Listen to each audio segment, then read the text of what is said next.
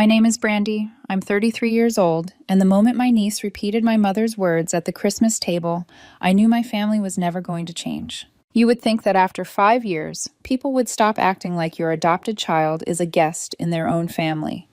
5 Christmases, 5 birthdays, 5 summers of polite smiles that never quite reach the eyes, the careful pauses in conversation, the way people spoke around him, not to him, like he couldn't understand. My son is 5. He's bright. He notices everything. And for years, I tried to bridge the gap between him and the people I once believed were my family. We arrived at my parents' house in Ohio the day before Christmas. I had gifts for everyone, carefully wrapped, each one topped with a drawing my son made himself. He was excited, bouncing on his heels, asking if Grandma would like the picture he made just for her. I told him she would. I should have known better. My mom greeted us with a brief side hug, then crouched down in front of my son and asked, "Do you remember me?" He nodded politely and handed her the drawing. She smiled the way someone smiles when a stranger on the subway hands them something they don't want but don't know how to refuse. My dad barely acknowledged him at all, just a distracted glance and a grunt before shaking my husband Derek's hand. Christmas morning started off deceptively normal. My son played quietly on the carpet with a toy car, humming to himself.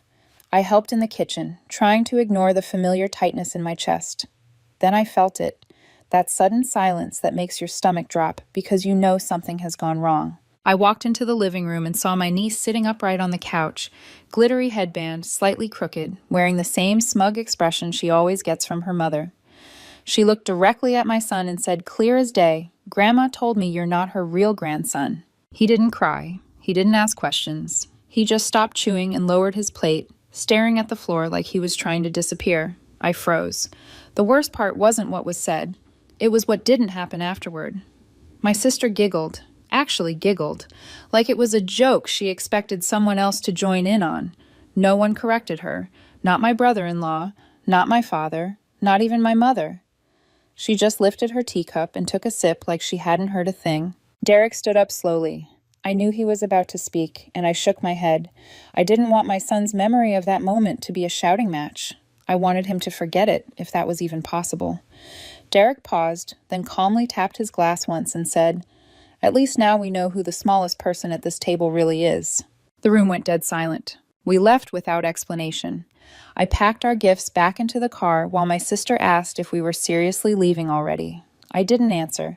My son fell asleep before we left the neighborhood. That night, after putting him to bed, Derek and I sat on the couch without talking for a long time. Then my phone buzzed. It was my mother. No apology, no acknowledgement, just one message. "Did you send the family bonus this year?" I stared at it, then typed my reply. "Oh, it was just not to you." That was the night everything finally changed. The thing about cutting a safety net is that the people standing on it never feel the fall right away. For the first few days after Christmas, nothing happened. No angry calls, no frantic messages. My parents went on like everything was normal, probably assuming that whatever mood I was in would pass the way it always had before. They were used to me smoothing things over, swallowing discomfort, pretending that love meant endurance.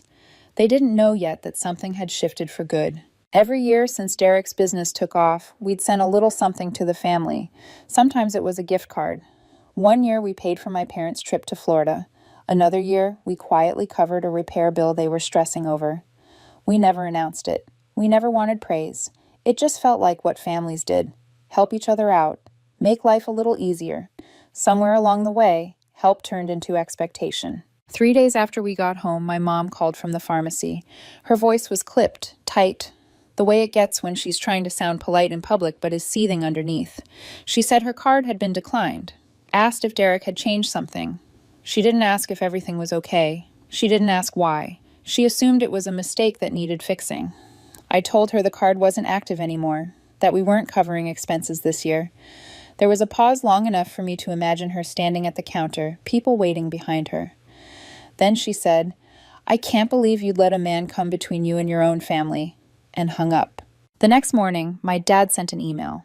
He always wrote emails like he was giving a presentation, bullet points and all, as if formatting could make his words reasonable.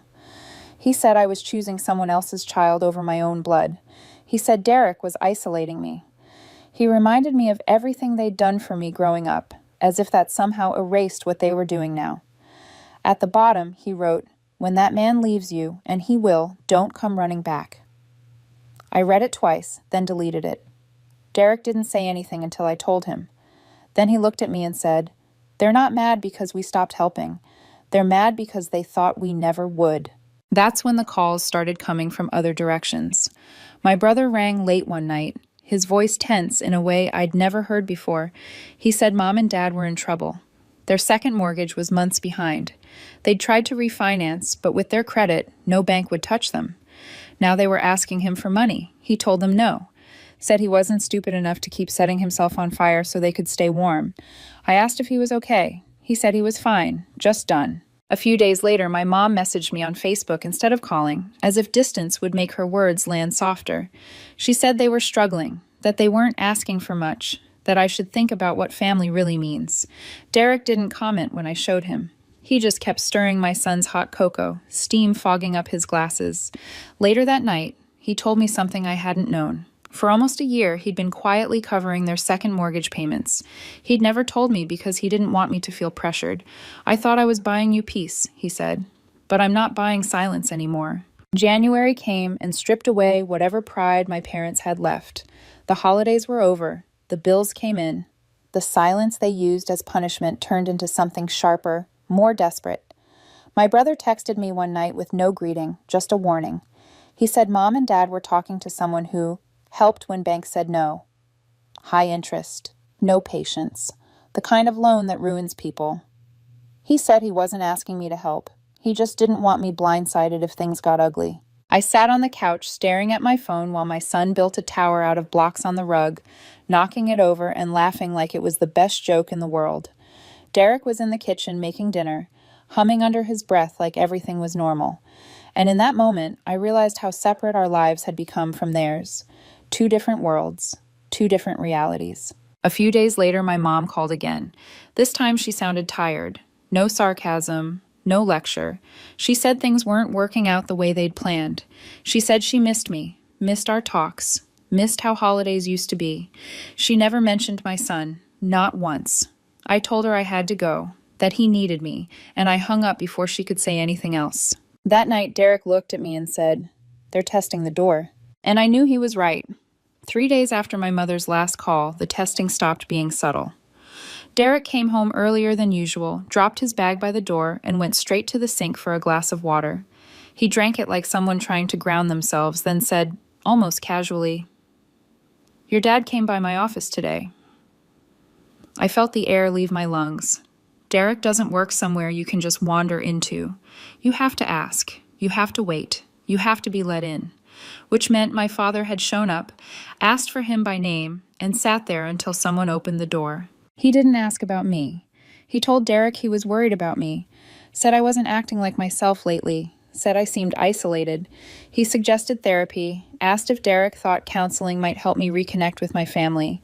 He framed it gently, like concern, but the implication was sharp. If I wouldn't bend, maybe I was the problem. Maybe I was unstable.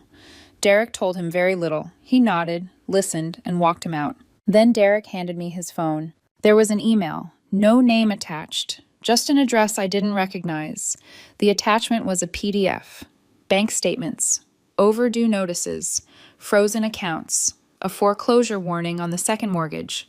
At the bottom, a single sentence. "We're not asking for handouts, just guidance. Please don't let her make a decision that hurts everyone." They went around me. They tried to recruit my husband. They tried to turn my boundary into a liability. I didn't cry. I didn't raise my voice. I went to the hallway closet and pulled out the bin with my son's things. The baby blanket he came home in. The zoo photo from the day he called me Mom by accident, and then smiled like he'd discovered a secret. Crayon drawings folded until the paper went soft. I sat on the floor and breathed until the shaking passed. Family doesn't break into your life through back doors when the money dries up. Family protects the child sleeping down the hall. The next morning, I wrote them an email. Short, direct, no explanations. I told them we would not be helping financially. I told them they were not to contact Derek again, directly or indirectly. I told them any further attempts to undermine me would be documented and addressed formally. I ended with one line: "You made your choice at the table." There was no reply. A week later, my mother sent a photo instead. She and my father standing outside a small brick church, hands clasped, faces solemn, like they were posing for a brochure. The caption read, "We've started counseling. We're trying. Please don't give up on us." I didn't respond. I stared at that picture in the grocery line, in the carpool lane, late at night when the house was quiet. I couldn't tell if it was change or a costume. Derek noticed before I admitted it. He said I'd been off since the photo arrived. I told him the truth, that I didn't know how to feel, that I kept thinking about 10 years from now, about my son asking why he didn't know his grandparents, about not having a clean answer. Derek didn't argue. He asked one question: "Do you think they've earned another chance?" 2 days later, a longer message arrived. Polished, careful. They wrote about counseling forcing uncomfortable conversations, about selling the second car, cutting up credit cards, meeting with a debt counselor. My mother mentioned taking a part-time job. They named my son by name and wrote a sentence that stopped me cold. "We saw him as a symbol of your choices, not as a person. That's on us, not him." It was the first time they named the harm without deflecting. I told Derek I was thinking about a short meeting. Neutral place, public, no child, just to see. He listened, then said quietly, "They didn't just say terrible things. They tried to unmake you. You can forgive that if you want. He won't pay for it." We waited. A week passed. Then another. No messages, no pressure. Then an envelope appeared in the mailbox. No stamp, no return address. Inside was a photo of a small apartment with secondhand furniture and boxes stacked against the wall. A handwritten note said they'd sold the house and moved. No expectations. Just wanted me to know they were starting over. I left the note on the counter between my son's drawings and the grocery list. Derek didn't comment. On the third morning, I wrote back. I told them I got the photo, that I respected the steps they were taking, and that we were not ready to include them in our son's life, not now, maybe one day. If the work was real, it would continue without us watching. I pressed send and waited. They didn't reply. The silence that followed felt different from all the others. It wasn't angry or performative. It didn't come wrapped in guilt or threats. It just existed, wide and unfamiliar. And for the first time, I didn't feel compelled to fill it. Weeks passed, then a month. Life settled into a rhythm that didn't include them, and I realized how much of my energy I had spent anticipating their reactions instead of living my own days. Mornings became about backpacks and mismatched socks and reminding my son where he left his favorite sweater. Afternoons were homework at the kitchen table and Derek cooking dinner while humming softly to himself. Evenings were stories before bed, his small hand tucked into mine, his breathing slowing as he drifted off. There was no tension in those moments, no sense of waiting for something to go wrong. It felt earned, like peace you don't notice until you've lived without it for too long. Then, just as I started to trust that quiet, it cracked. It began with a message from a number I didn't recognize, friendly, casual, signed with a first name I vaguely remembered from my mother's social circle. She said she was part of my mom's church group and that my mother had mentioned I might want to reconnect sometime. "No pressure," she wrote. "Just thought she'd reach out." I stared at the screen longer than I needed to. I hadn't responded to my parents in months. I hadn't mentioned church or reconnecting or anything at all, and yet here was someone else, carrying their message for them. The next day, another text came in. This one from a youth coordinator at the same church, inviting my son to weekend activities. She said my mother thought he might enjoy making friends his age. My chest tightened. I hadn't shared his name with anyone. I hadn't asked for outreach. And suddenly strangers were using him as a bridge back to me. I called the church that afternoon. I kept my voice calm, polite. I thanked them for the invitation and declined. Then I asked a simple question. Had my mother given them my contact information? There was a pause on the other end of the line, just long enough to confirm what I already knew. Yes, she had. The coordinator apologized, said she thought I was open to reconnecting and just needed encouragement. I hung up and sat in my car for a long time, hands gripping the steering wheel, feeling the familiar mix of anger and clarity rise in my chest. That night, I told Derek everything. He didn't interrupt. He didn't try to soften it. When I finished, he said, "That wasn't a mistake. That was strategy. And I knew he was right. They hadn't changed. They had adapted. When direct access was denied, they found another door, wrapped control in kindness, used community and faith to make it look harmless. I wrote one final email that night. Not long, not emotional. I told my mother I knew what she'd done, that involving third parties, especially in spaces we didn't share, was a violation of the boundary I'd set, that it showed me the difference between growth and performance. I asked for space. Then I made it unmistakably clear. No more contact. Not through friends, not through church, not through anyone. I ended it with one sentence. This is no longer a conversation. She didn't reply. I blocked her number. Derek blocked it too. The house went quiet again, but this time it felt settled, not suspended. Days passed without incident. Then weeks. My son stopped asking about grandparents entirely. He stopped checking my face after drawing pictures or making cards, stopped asking who they were for. He just created, freely, without expectation. Spring arrived slowly. We spent weekends at the park, watching him race other kids across the grass, his laughter bright and unburdened. One afternoon, he asked me if families could be small. I told him yes, they could be exactly the size they needed to be. He smiled and said he liked ours. I realized then that this wasn't loss, it was protection. And I didn't owe anyone an explanation for that. By the time summer crept in, the distance had done what confrontation never could. It showed me who we were without them, not as an act of rebellion or punishment, but as a quiet fact. Our days filled up with ordinary things that felt extraordinary only because no one was criticizing them. Derek took my son fishing on Saturday mornings. I learned which snacks disappeared fastest from the pantry and which stories he liked to hear twice before bed. I stopped bracing for the phone to ring. The house felt lighter, like a window had been cracked open and something stale finally drifted out. I heard about my parents through other people, the way news travels when it's not meant for you. A cousin mentioned they were struggling in the apartment, downsizing further than planned. Someone else said my mom complained that people at church didn't understand the situation.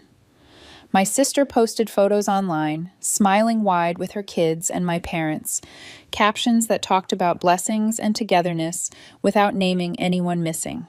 I didn't comment. I didn't scroll long enough to feel anything at all. The first direct contact came not from my parents, but from my father's email, weeks after the church incident. The subject line was neutral, businesslike. Checking in. Inside, he wrote that they hoped we were well, that they respected my need for space, that they were still doing counseling. Then, halfway through, the tone shifted. He asked if we were still considering investing in another property and whether there might be a way to structure something that could help them through a rough patch. No apology, no acknowledgement of boundaries, just a careful return to transaction, like nothing had happened. I stared at the screen for a long time, the familiar urge to explain rising in my throat, to remind him of the house, the broken toy, the envelope of cash, the bracelet my son made me that disappeared into my mother's coat pocket. Then I closed the laptop. Some arguments end not with words, but with refusal. I didn't respond. A few days later, my sister tried. She sent a text that started with, "Look, everyone's hurting," and ended with, "Can't you just be the bigger person?" I deleted it without answering. I'd spent years being bigger, quieter, more accommodating.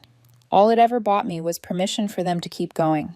The moment that finally sealed it came on a quiet Tuesday afternoon. My son brought home a worksheet from school, a simple assignment titled, "My Family." He sat at the table with his crayons and filled in the boxes. My name, Derek's, our dogs, a best friend from class. When I asked if he wanted to add anyone else, he shook his head. "That's everyone," he said, and went back to coloring. There was no confusion in his voice, no sadness, just certainty. That night, Derek asked me if I was okay. I told him I was better than okay. I told him I felt finished. Not angry, not grieving, finished. The kind of finished that doesn't need closure because it has clarity. We talked about the future instead, about trips we wanted to take, about the mountain place we'd been eyeing, about how to make holidays ours, without rehearsals or expectations. I thought about my parents once, late that night, not with longing, but with distance. I hoped they kept going to counseling. I hoped they learned something real, and I knew, with a steadiness that surprised me, that it didn't require my presence to be true. Protecting my son wasn't a reaction anymore. It was our life. The final shift didn't come with a confrontation or a message that tied everything together. It came quietly, the way seasons change when you're not paying attention to the calendar. One day I realized I hadn't checked my blocked messages in weeks. Another day I noticed that the idea of running into them didn't tighten my chest anymore. The absence stopped feeling like a wound and started feeling like space. Autumn arrived with cooler mornings and a different rhythm. My son started waking up earlier, excited for school, talking about a science project and a class pet he wanted to name. Derek adjusted his schedule so he could do drop-offs twice a week. We found ourselves planning weekends without thinking about who might be offended. We hosted friends for dinner and laughed loudly without scanning the room for disapproval. We built traditions that didn't require permission. There were moments when memory tried to intrude. A holiday display at the store, a church parking lot we passed on the way to the park. I let those moments pass without attaching meaning to them. I had learned the difference between remembering and reopening. One honors what happened, the other hands it power again. My sister tried once more, a brief text that said she missed me and hoped we could talk. It didn't mention my son. It didn't acknowledge anything that had happened. I didn't respond, not because I was angry, but because there was nothing left to explain. Silence, I had learned, can be an answer without being a punishment. We took that mountain trip we'd talked about, a small place with tall trees and a porch that caught the afternoon light just right. My son ran along the trail, pointing out birds and rocks like he was discovering the world for the first time. At night, we sat by the fire and told stories, the kind that grow legs and wander off into laughter. No one asked who wasn't there. No one needed to. On the last morning, he drew us a picture. 3 stick figures holding hands in front of a house with smoke curling from the chimney. He added stars to the sky even though it was daylight. When I asked him why, he said because he wanted it to look happy all the time. I taped it to the fridge when we got home, right where I could see it every day. I used to think family was something you endured, something you held together even when it cut you. I don't believe that anymore. Family is who protects your child's sense of belonging. Family is who doesn't ask them to earn love with silence. Family is the place where doors don't open without permission and apologies don't arrive only when leverage fails. I don't know what my parents believe now. I don't know if counseling changed them or if it simply taught them new language. I don't need to know. The truth is, I stopped needing them to become different in order for my life to be whole. That need was the last thread. And letting it go felt like breathing after holding my breath for years. We didn't reconcile. We didn't stage a reunion. We chose something quieter and stronger. We chose a home where my son never has to wonder if he belongs. We chose a life where love isn't conditional and respect isn't negotiated. And every morning when he runs into the kitchen asking for pancakes shaped like hearts, I know we chose right.